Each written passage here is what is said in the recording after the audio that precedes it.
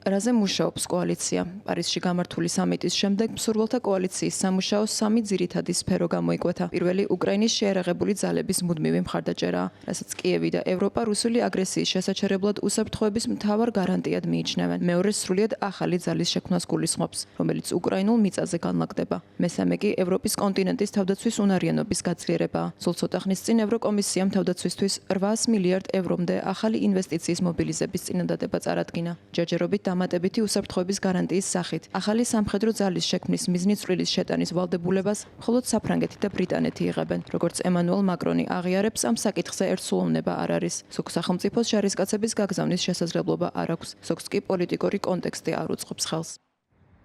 იქნება თუ არა რაიმე ფორმით ჩართული ამერიკის შეერთებული შტატები. ამჟამად ამერიკა მსურველთა კოალიციის რიგებში არ შედის. მეტიც კოალიციის არსებობის მთავარი მიზეზი სწორედ დონალდ ტრამპის მიერ მოკავშირეთა გაერთიანებული ფრონტის დარღვევა და პუტინთან მოლაპარაკებების ერთპიროვნულად წამოწყება გახდა. მიუხედავად ამისა, კოალიციის წევრები იტოვებენ იმედს, რომ ამერიკა საკუთარ წვრილს შეიტანს საჰაერო თავდაცვის გაძლიერების თუ სადაზვერვო ინფორმაციის გაზიარების კუთხით. თუმცა ჯერჯერობით ტრამპის ადმინისტრაცია არათუ დახმარების გაფართოებას, არამედ ევროპაში განლაგებული ამერიკელი ჯარისკაცების რაოდენობის ეტაპობრივ შემცირებას გეგმავს.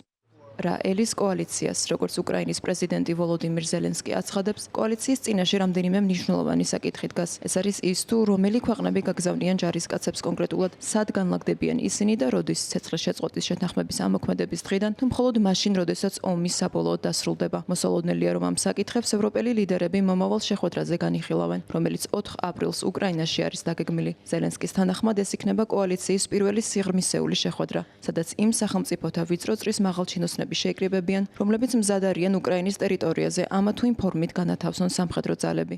რუსეთი მკაცრად აკრიტიკებს ნებისმიერ გეგმას, რომელიც უკრაინის ტერიტორიაზე დასავლეთის ჯარების განთავსებას გულისხმობს. თუმცა მაკრონი და სტარმერი აცხადებენ, რომ პუტინის საჩივრები კოალიციის გეგმებზე გავლენას არ იქონიებს.